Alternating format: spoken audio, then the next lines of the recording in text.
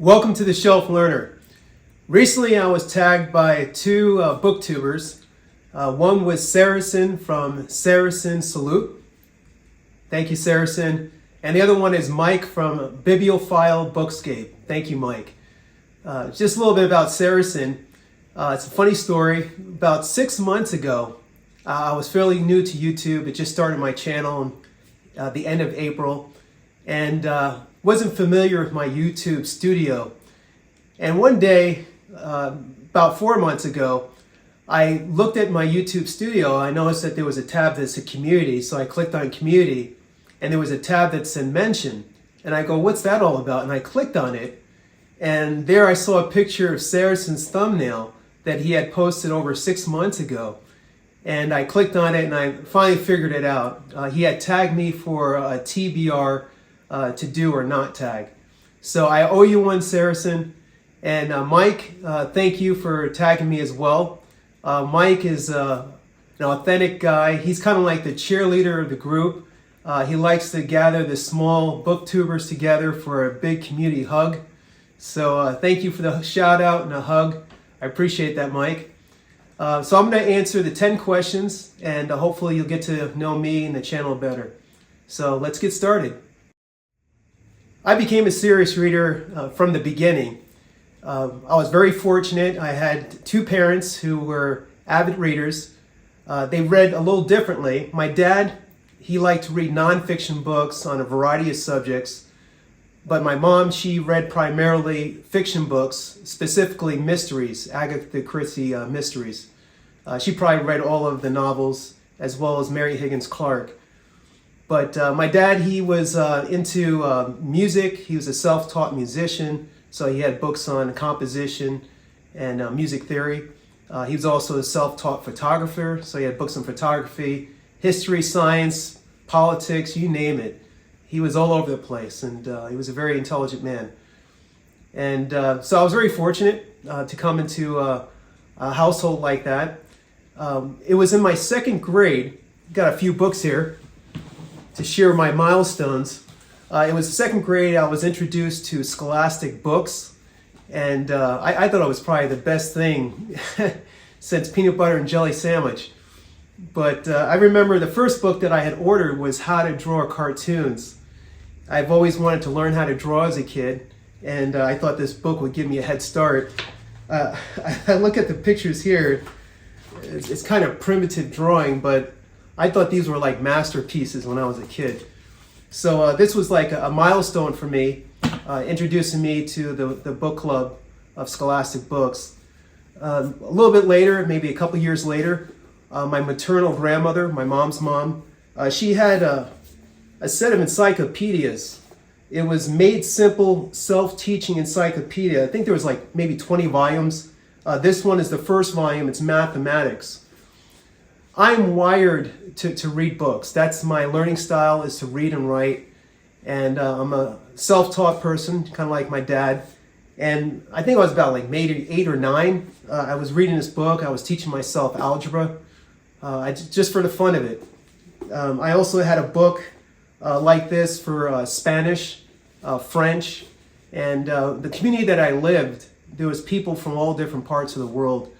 And, if I wanted to talk to somebody in Spanish as a kid, I would grab one of these books and try my best to learn some of the vocabulary. And it was a fun read.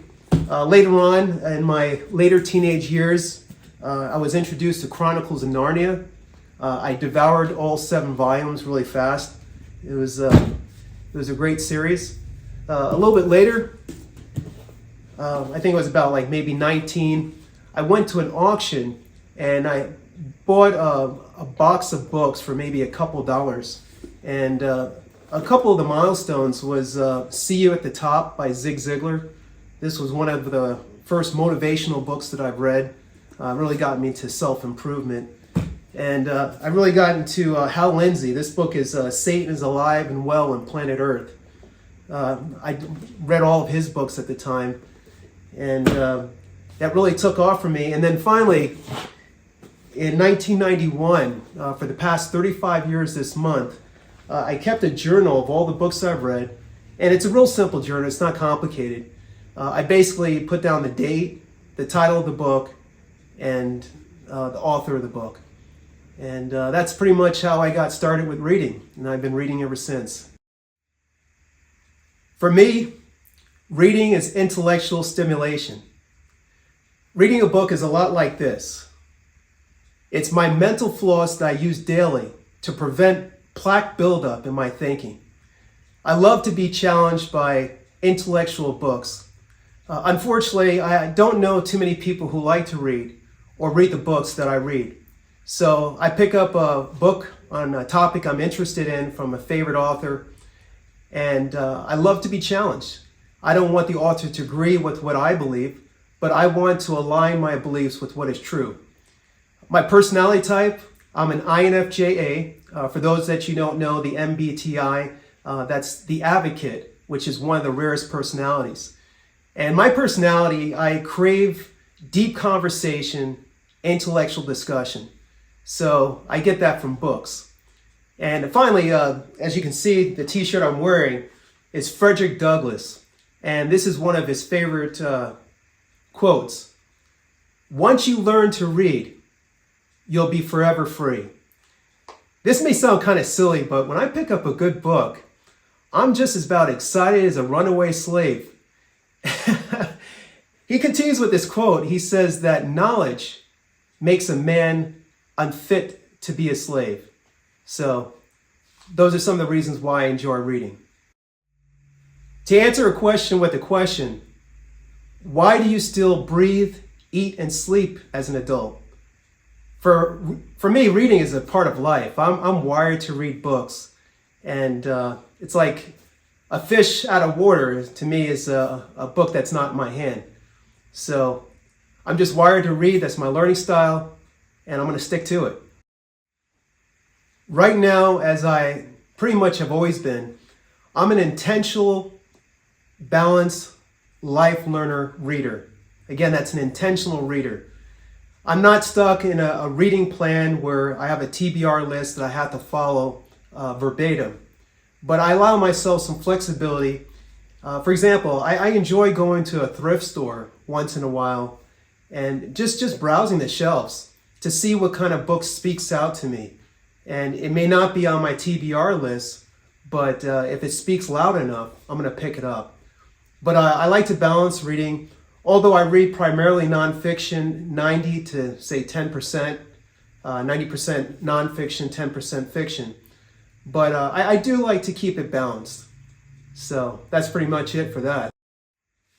That's a pretty easy question. It's the valuable lesson that's found in the book. That's what keeps me going in reading a lot of books that I read, is what takeaways can I get from the book that I can apply to my life. So that's what sustains me in my reading and keeps me enthusiastic. This is the opposite of the previous question.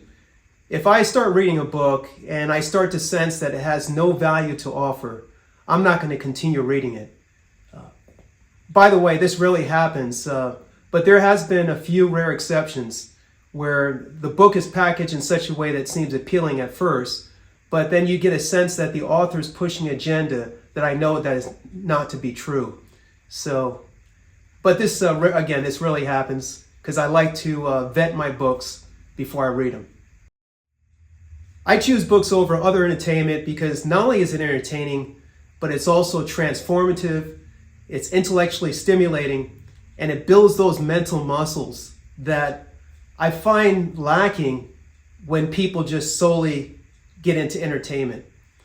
I haven't had a TV for over 30 years, probably about 35 years I haven't had a TV. And so I see the world a little bit differently than a person who consumes TV or social media. Not that watching TV is bad. I'm sure there's some good programs out there, or social media is bad. But just to consume that and not to be able to think critically, I feel that a non-reader does himself a disservice. So I'll take reading a book over other entertainment any day. That's a great question. The themes that pull me back and continue to read good books depends on the type of book.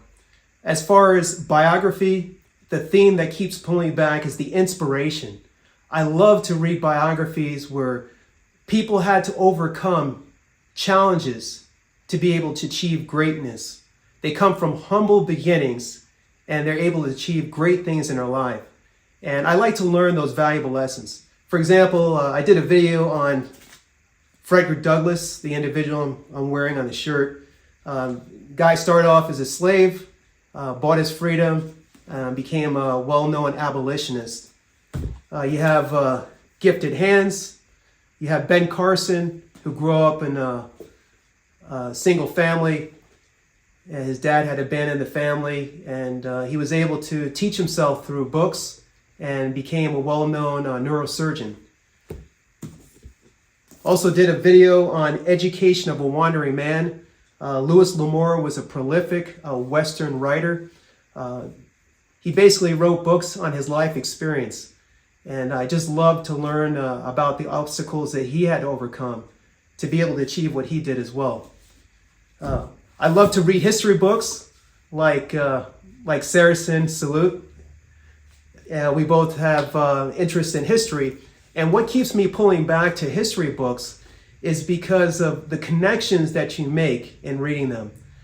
Have you ever gone to a beach as a kid, or maybe even as an adult, and then you scoop up in the sand and you let the sand just kind of ooze between your fingers so that you can collect the precious seashells and the precious gems that's in the sand?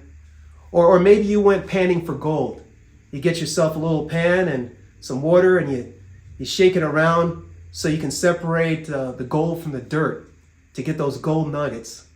You know, reading for me is it's like a mystery. It's being able to connect the dots and be able to see the big picture. For example, one of my favorite books is Truth is a Lonely Warrior. James Perloff talks about how every single conflict that this country has had, there's an interesting story behind it. And he also talks about the interesting things of his family heritage. When it comes to novels, two of my favorite novels is This Present Darkness and Piercing the Darkness by Frank Peretti. Again, the precious gems that you find in these books, and a classic that I'm sure you're all familiar with is 1984. It's a dystopian novel, reading between the lines and seeing how it relates to today. Now, these are some of the things that keeps me coming back to reading good books. Hands down, the book that best represents why I read, to put it in an acrostic poem, Basic Instruction Before Leaving Earth. Basic instruction before leaving Earth.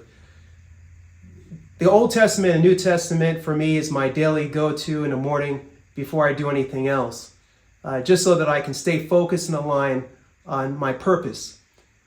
You know, I believe that ultimately we're all going to have to stand before the white throne to give an account of our lives based on how we were as far as stewardship with the time, the talents, and the treasures that we're blessed with.